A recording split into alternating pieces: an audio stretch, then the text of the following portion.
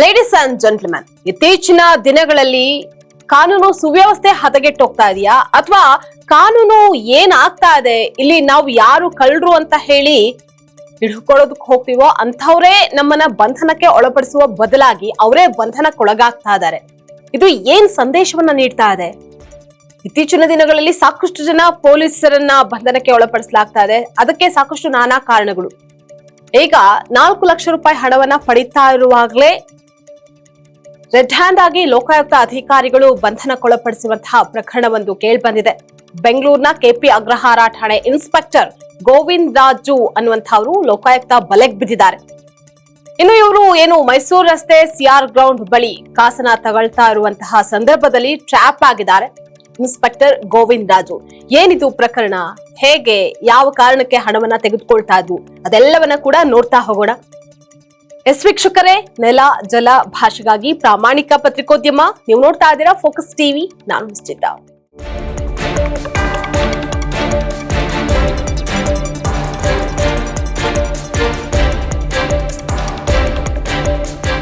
Inspector Govind Raju ಅವರನ್ನ ಲೋಕಾಯುಕ್ತ ಪೊಲೀಸರು ಈಗ ಬಂಧನಕ್ಕೊಳಪಡಿಸಿದ್ದಾರೆ. ಜೊತೆಗೆ ವಿಚಾರಣೆಯನ್ನ ಸಹ ನಡೆಸಿದ್ದಾರೆ. ದಾಳಿ ಸಂದರ್ಭದಲ್ಲಿ ಗೋವಿಂದ್ ರಾಜು ಅವರು ಸಾಕಷ್ಟು ಹೈಡ್ರಾಮಾ ಕೂಡ ಮಾಡಿದ್ರು.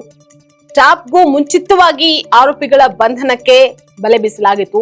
ಇನ್ನು ಇನ್ಸ್ಪೆಕ್ಟರ್ ಬೇರೆಯವರೊಟ್ಟಿಗೆ ಅವ್ಯವಹಾರವನ್ನ ನಡೆಸ್ತಾ ಇದ್ರು. ವ್ಯವಹಾರದಲ್ಲಿ ವಂಚನೆ ಆದಂತಹ ವಿಚಾರಕ್ಕೆ ಸಂಬಂಧಪಟ್ಟಂತೆ ಕಾರ್ಯಾಚರಣೆಯನ್ನ ಸಹ ನಡೆಸಿದ್ರು. ಜೊತೆಗೆ ಇದಕ್ಕೆ ಪ್ರತಿರೋಧವನ್ನ ಕೂಡ ನಡೆಸಿದ್ರು. ಪೊಲೀಸರು ಸಿಸಿಟಿವಿ ಆಗಿರ್ಬಹುದು ಅಥವಾ ವಿಡಿಯೋ ಕೂಡ ಮಾಡ್ಕೊಂಡಿದ್ರು. ನೋಟಿಸ್ ನೀಡದೆ ಬಂದಿದ್ದೀರಾ ಅಂತ ಹೇಳಿ ಕಿರ್ಚಾಡ್ತಾ ಇದ್ರು. ನಾವು ಲಾಯರ್ ಅನ್ನ ಇಡ್ತೀವಿ ಅಂತ ಕೂಡ ಆತ ಮಾತನಾಡ್ತಾ ಇದ್ದ. ಬಳಿಕ ಅವರನ್ನ ಸ್ಟೇಷನ್ಗೆ ಅವ್ರನ್ನ ಕರೆದುಕೊಂಡು ಹೋಗ್ಲಾಯಿತು. ಡೀಲ್ ವಿಚಾರಕ್ಕೆ ಸಂಬಂಧಪಟ್ಟಂತೆ ಈಗ ಅವರನ್ನ ಬಂಧನಕ್ಕೂ ಸಹ ಒಳಪಡಿಸಲಾಗಿದೆ. ಇನ್ನು ಕೇಸಿಂದ ತಮ್ಮನ್ನ ಕೈ ಬಿಡಬೇಕು ಅಂತ ಹೇಳಿ ಲಕ್ಷಾಂತರ ರೂಪಾಯಿಯನ್ನ ನೀಡುವಂತೆ ಲಂಚವನ್ನ ಕೇಳಿದ್ರು ಇನ್ಸ್ಪೆಕ್ಟರ್ ಗೋವಿಂದ್ ರಾಜು ಅಂತ ಹೇಳಲಾಗ್ತಾ ಇದ್ರು.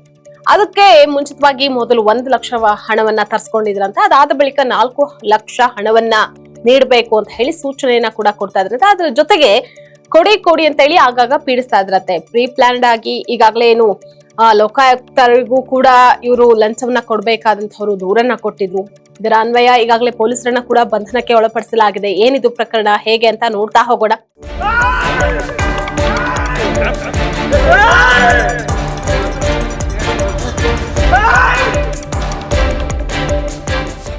ಇದ್ರ ಬಗ್ಗೆ ಮತ್ತಷ್ಟು ಅಪ್ಡೇಟಿಂಗ್ ಡೀಟೇಲ್ಸ್ ಅನ್ನ ನೀಡ್ತಾ ಹೋಗೋದಕ್ಕೆ ನನ್ನ ಕಲೀಗ್ ಶಿವು ನನ್ನ ಜೊತೆ ಲೈವ್ ನಲ್ಲಿ ಜಾಯ್ನ್ ಆಗಿದ್ದಾರೆ. ಶಿವು, ಏನಿದು ಪ್ರಕರಣ, ಯಾರಿತ್ತ, ಯಾವಾಗ ನಡೆದಿದ್ದು ಅಂತ ನೋಡ್ತಾ ಹೋಗೋದಾದ್ರೆ ಶಿವು. ಎಸ್ ನಿಶ್ಚಿತ, ಇತ್ತೀಚಿನ ದಿನಗಳಲ್ಲಿ ಆರಕ್ಷಕರೆಲ್ಲೋ ಒಂದ್ ಕಡೆ ಭಕ್ಷಕರಾಗ್ತಾ ಇದ್ದಾರಾ ಅನ್ನುವಂತ ಪ್ರಶ್ನೆ ಕಾಡ್ತಾ ಇದೆ. ಯಾಕಂದ್ರೆ ಪೊಲೀಸ್ ಇಲಾಖೆಯಲ್ಲೇ ಕೂಡ ದೊಡ್ಡ ಮಟ್ಟದಲ್ಲಿ ಭ್ರಷ್ಟಾಚಾರ ತಾಂಡವಾಡ್ತಾ ಇದೆ ಅನ್ನೋದಕ್ಕೆ ಇದು ಕೂಡ ಒಂದು ಪ್ರಕರಣ ಕೂಡ ಸಾಕ್ಷಿ. ಈತನ ಹೆಸರು ಗೋವಿಂದ್ ರಾಜು ಅಂತ. ಕೆಪಿ ಅಗ್ರಹಾರದಲ್ಲಿ ಈತ ಇನ್ಸ್ಪೆಕ್ಟರ್, ಪೊಲೀಸ್ ಠಾಣೆಯ ಇನ್ಸ್ಪೆಕ್ಟರ್ ಕೂಡ ಆಗಿದ್ದ. ಒಂದಷ್ಟು ಕಳೆದು ಹಲವು ದಿನಗಳಿಂದಲೂ ಕೂಡ ಈತ ಆ ಒಂದು ಭಾಗದಲ್ಲಿ ಆ ವ್ಯಾಪ್ತಿಗೆ ಸಂಬಂಧಪಟ್ಟಂತ ಸ್ಟೇಷನ್ ವ್ಯಾಪ್ತಿಗೆ ಸಂಬಂಧಪಟ್ಟಂತೆ ಹಲವಾರು ಭ್ರಷ್ಟಾಚಾರದಲ್ಲಿ ತೊಡಗಿಕೊಂಡಿದ್ದ ಅನ್ನುವಂತ ಆರೋಪ ಕೂಡ ಕೇಳಿ ಬರ್ತಾ ಇರುವಂತದ್ದು. ಅಕ್ಬರ್ ಅನ್ನುವ ಆರೋಪಿ ಹತ್ರ 5 ಲಕ್ಷ ಅಮೌಂಟ್ಗೆ ಡಿಮ್ಯಾಂಡ್ ಅನ್ನ ಇಟ್ಟಿದ್ದ ಆಯ್ತಾ ಗೋವಿಂದ್ ರಾಜು. ಯಾಕಂದ್ರೆ ಆತನನ್ನ ಕ್ರಿಮಿನಲ್ ಪ್ರಕರಣದಿಂದ ಹೊರಗುಳಿಯೋದಕ್ಕೆ, ಅಂದ್ರೆ ಸೇಫ್ ಮಾಡ್ತೀನಿ ನಿನ್ನನ್ನ, ಹಾಗಾಗಿ 5 ಲಕ್ಷವನ್ನ ಕೊಡಬೇಕು ನೀನು ಅಂತ ಡಿಮ್ಯಾಂಡ್ ಕೂಡ ಇಟ್ಟಿದ್ದ. ಜನವರಿ 24ನೇ ತಾರೀಕು ಶಿರಸಿ ಸರ್ಕಲ್ ನ ಬಳಿ 1 ಲಕ್ಷ ಹಣವನ್ನ ಆರೋಪಿ ಅಕ್ಬರ್ ಇಂದ ಕೂಡ ವಸೂಲಿ ಕೂಡ ಮಾಡಿದ್ದ. ತದನಂತರ 4 ಲಕ್ಷ ಹಣಕ್ಕಾಗಿ ಮತ್ತೆ ಪೀಡಿಸ್ತಾ ಇದ್ದ, ಫೋನ್ ಮಾಡ್ತಾ ಇದ್ದ, ಹಣವನ್ನ ತಂದುಕೊಡು ಅಂತ ಎಚ್ಚರಿಕೆಯನ್ನ ಕೊಡ್ತಾ ಇದ್ದ. ಇಲ್ಲ ಅಂದ್ರೆ ನಿನ್ನನ್ನ ಅರೆಸ್ಟ್ ಮಾಡ್ತೀನಿ, ನಿನ್ನ ಮೇಲೆ ಕೇಸ್ ದಾಖಲು ಮಾಡ್ತೀನಿ, ಹಾಗೆ ಹೀಗೆ ಅಂತ ಬೆದರಿಕೆನ ಹೊಡ್ತಾ ಇದ್ದ. ಯಾವಾಗ ಅಕ್ಬರ್ ಹಣವನ್ನ ಹೊಂದಿಸೋದಕ್ಕಾಗ್ಲಿಲ್ವೋ ಆಗ ಲೋಕಾಯುಕ್ತ ಅಧಿಕಾರಿಗಳಿಗೆ ಆತನಿಗೆ ಸಂಬಂಧಪಟ್ಟಂತ ಒಂದಷ್ಟು ವಿಡಿಯೋಗಳು, ಆಡಿಯೋಗಳನ್ನ, ಎಲ್ಲ ಸಾಕ್ಷಿಗಳನ್ನ ಸಮೇತವಾಗಿ ಲೋಕಾಯುಕ್ತ ಅಧಿಕಾರಿಗಳಿಗೆ ಕಂಪ್ಲೇಂಟ್ ಅನ್ನ ಕೊಡ್ತಾನೆ ಅಕ್ಬರ್. ಆಗ ಲೋಕಾಯುಕ್ತ ಅಧಿಕಾರಿಗಳು ಈ ಒಂದು ಅಕ್ಬರ್ನ ಕೊಟ್ಟಂತ ವಿಡಿಯೋಗಳು, ಸಾಕ್ಷಿಗಳು, ಆಡಿಯೋ ರೆಕಾರ್ಡ್ಗಳೇನಿತ್ತು ಎಲ್ಲವನ್ನೂ ಕೂಡ ಪರಿಶೀಲಿಸಿ ನಂತರ ಆತನನ್ನ ನಿನ್ನೆ ಅಂದ್ರೆ ಗುರುವಾರ ಸಂಜೆ ಚಾಮರಾಜಪೇಟೆಯ ಮೈದಾನದ ಬಳಿ ಆತನನ್ನ 4 ಲಕ್ಷ ಹಣವನ್ನ ಕೊಡುವ ಮೂಲಕ ರೆಡ್ ಹ್ಯಾಂಡ್ ಆಗಿ ಅಧಿಕಾರಿ ಅಂದ್ರೆ ಗೋವಿಂದ್ ರಾಜು ಅವರನ್ನ ಅರೆಸ್ಟ್ ಮಾಡ್ತಾರೆ ಸ್ಥಳದಲ್ಲೇ ಕೂಡ. ಆ ಸಂದರ್ಭದಲ್ಲಿ ಆತ ಚೀರಾಟ ಮಾಡಿದ್ದು, ಜೋರಾಗಿ ಅರಚಿದ್ದು, ಬೇರೆಯದ್ದೇ ಲೆಕ್ಕಾಚಾರ ಇಟ್ಕೊಂಡಿತ್ತು. ಅಂದ್ರೆ ಹೈಡ್ರಾಮಾನೇ ಸೃಷ್ಟಿ ಮಾಡಿದ್ದ ಈತ.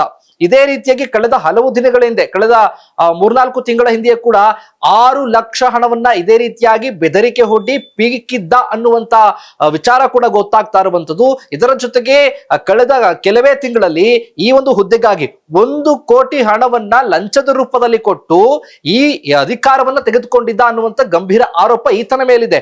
ಆ 1 ಕೋಟಿ ಹಣವನ್ನ ನಾನು ಕೊಟ್ಟಿದ್ದೀನಿ ಕೆಲಸ ಸೇರ್ಕೊಳ್ಬೇಕಾದ್ರೆ ಲಂಚವನ್ನ, ಹಾಗಾಗಿ ವಸೂಲಿ ಮಾಡಬೇಕು ಅನ್ನುವಂತ ಲೆಕ್ಕಾಚಾರ ಇವನ್ ತಲೆಯಲ್ಲಿ ಬಂದಿತ್ತ ಹಾಗಾದ್ರೆ ಅನ್ನುವಂತ ಪ್ರಶ್ನೆ ಕೂಡ ಉಂಟಾಗುತ್ತೆ ಅನಿಶ್ಚಿತ. ಒಟ್ನಲ್ಲಿ ಏನೊಂಥರ ಬೇಲಿಯೇ ಇದ್ದು ಹೊಲೆ ಮೇಯ್ದ ಹಾಗೆ ಅನ್ನುವಂಥದಕ್ಕೆ ಇದೊಂದು ನಿದರ್ಶನ. ಆದ್ರೆ ಇಂತಹ ನಿದರ್ಶನಗಳು ಈಗಾಗಲೇ ನಮ್ಮ ರಾಜ್ಯದಲ್ಲಿ ಸಾಕಷ್ಟು ನಡೆದಿದೆ. ಆದ್ರೂ ಕೂಡ ಎಲ್ಲ ಒಂದ್ ಕಡೆ ಇಂತಹದಕ್ಕೆ ಬ್ರೇಕ್ ಹಾಕುವಂತಹ ನಿಟ್ಟಿನಲ್ಲಿ ಗೃಹ ಇಲಾಖೆ ಕೂಡ ಕೈಕಟ್ಟಿ ಕುಳಿತಿದ್ಯಾ ಅನ್ನುವಂಥದ್ದು ಒಂದು ಪ್ರಶ್ನೆ. ಆದ್ರೆ ಶಿವು, ಆರಕ್ಷಕರೇ ಈ ರೀತಿ ಭಕ್ಷಕರಾದಾಗ ನಾವು ಕಾನೂನು ನ್ಯಾಯ ಅಂತ ಹೋಗೋದೆಲ್ಲಿಗೆ? ಯಾರನ್ನ ಕೇಳ್ಬೇಕು? ಅದರಲ್ಲೂ ದೇವ್ರ ಕೆಲ್ಸ ಅಂತ ಹೇಳ್ತಾರೆ ಸರ್ಕಾರಿ ಕೆಲಸವನ್ನ, ಇದೇನ ಹಾಗಿದ್ರೆ ಅಂತ.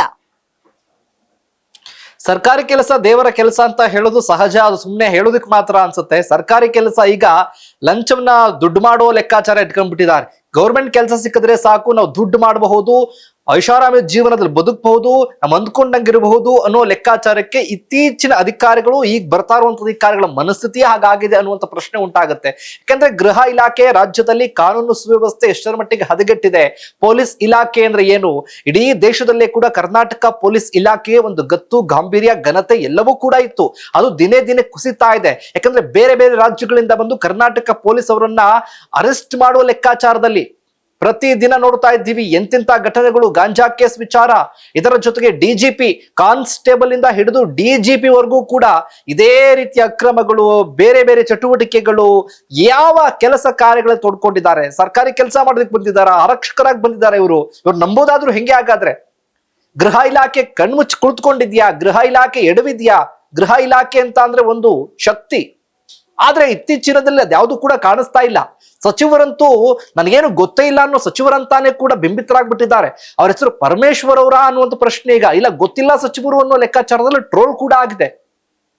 ಗಾಂಜಾ ವಿಚಾರಕ್ಕೆ ಸಂಬಂಧಪಟ್ಟಂತೆ ಇದೇ ಹೊಸ ವರ್ಷದ ಸಂಭ್ರಮಾಚರಣೆಗೆ ಸುಮಾರು ಕೆಜಿಯಷ್ಟು ಬೇರೆ ರಾಜ್ಯದ ಪೊಲೀಸ್ನವ್ರು ಬಂದು ನಮ್ಮ ರಾಜ್ಯದಲ್ಲಿ ಸೀಸ್ ಮಾಡ್ತಾರೆ, ಅರೆಸ್ಟ್ ಮಾಡ್ತಾರೆ.